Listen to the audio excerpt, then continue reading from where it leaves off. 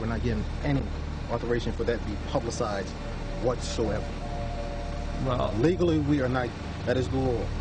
You have to ask permission. Well, I'm not on your property. I'm on the public road here.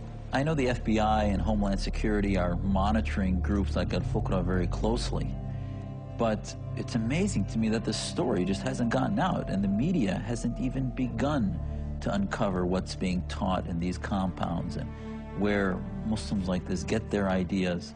And the only way we're going to win this war is to begin to uncover groups like al-Fuqra.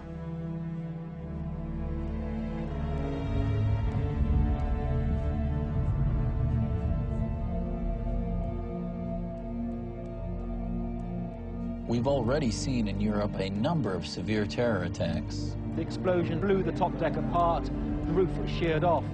And many other attacks have been thwarted by their authorities. You're looking at an attempted suicide bomb attack, not in Iraq, but Glasgow Airport. What we're seeing in Europe are both the cultural and violent jihad strategies at play, which is why many believe Europe is on the verge of a breakdown.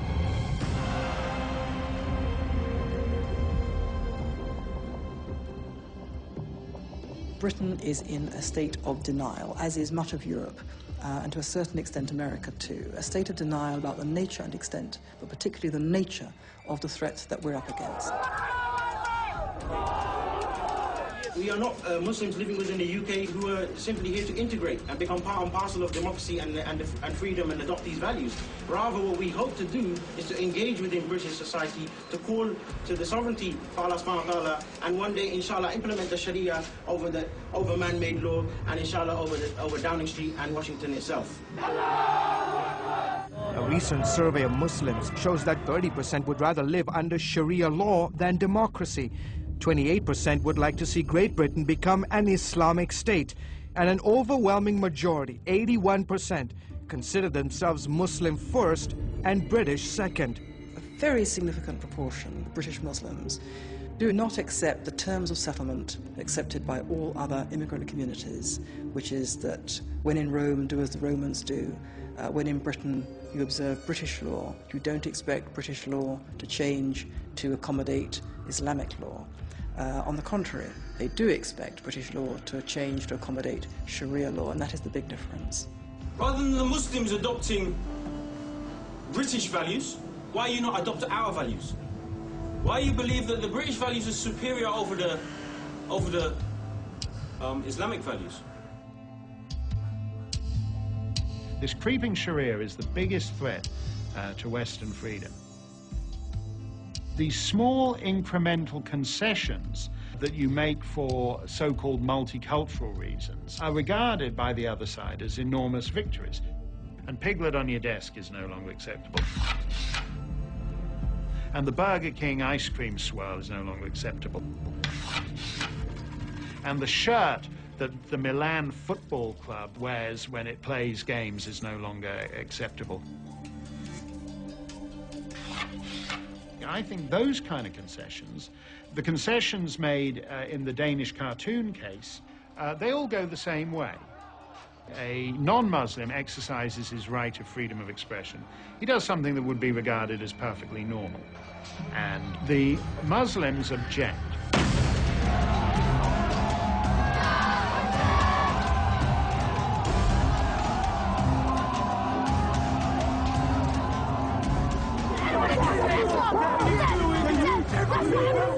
Those objections are often accompanied by death threats, vandalism, and oftentimes event actual deaths too.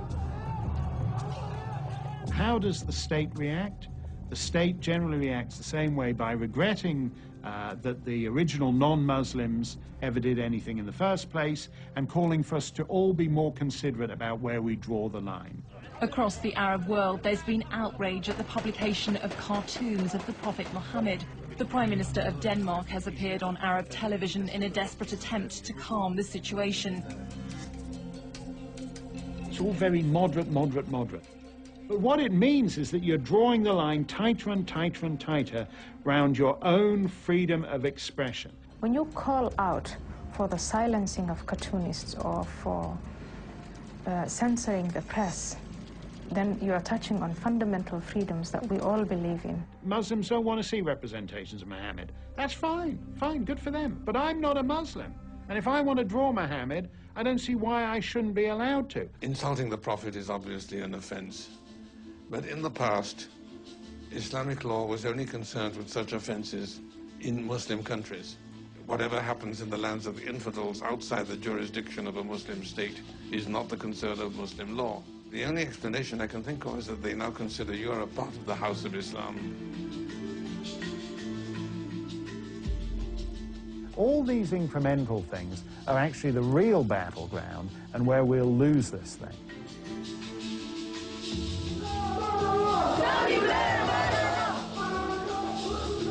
There is another factor in the Islamists' favour, which is sheer demographic weight of numbers. There are now many millions of Muslims in Britain and Europe. Do you know which name is more popular right now in Great Britain? George or Mohammed? George? Wrong. No, it's Mohammed. Essentially, we live in a world where the most advanced societies are going out of business. In Spain, they have an upside-down family tree. You have 4 grandparents who have 2 children who have 1 grandchild. You do that for another 20, 30, 40 years, they're not going to be any more Spaniards. Most of the countries in Western Europe are in the process of becoming Muslim-majority countries. The proportion of Muslims in the population is increasing steadily. People say, oh, it doesn't really matter. Only 10% of the population of France is Muslim. What's the big deal? It's going to be centuries before any of this ever happens. Not true at all. If you have a population where 90% of the population have, say, 1.4 children, and 10% of the population have 3.8 children, then that 10% will have caught up with the 90%. It happens very, very fast, and it's happening very fast. There are now many millions of Muslims in Britain and Europe.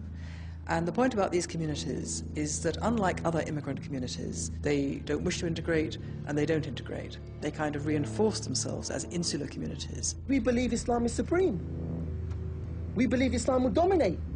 ألبانيا دخلت في الاتحاد الأوروبي وهي دولة مسلمة. بوسنا دخلت في الاتحاد الأوروبي وهي دولة مسلمة 50% منها مسلمين. الله بيسخر أمة مسلمة وهي الأمة التركية بتدخل في الاتحاد الأوروبي. 50 مليون مسلم في أوروبا بعد عشرات السنين سيحولوا أوروبا إلى قارة مسلمة.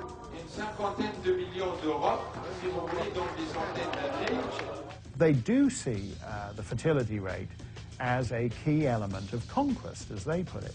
فتح روما في إيطاليا يعني وأوروبا معنى هذا إنه الإسلام سيعود إلى أوروبا مرة أخرى.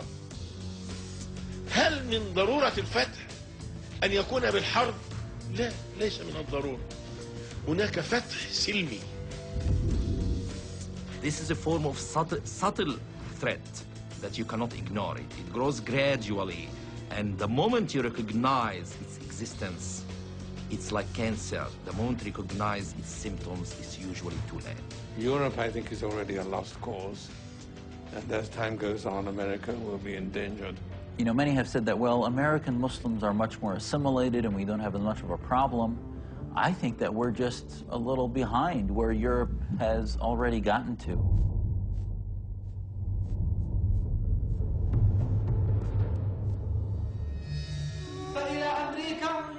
صنعوا توابيتكم واحفروا قبوركم فالموت قادم لكم بإذن الله. فجروهم حيث كانوا وانحروهم.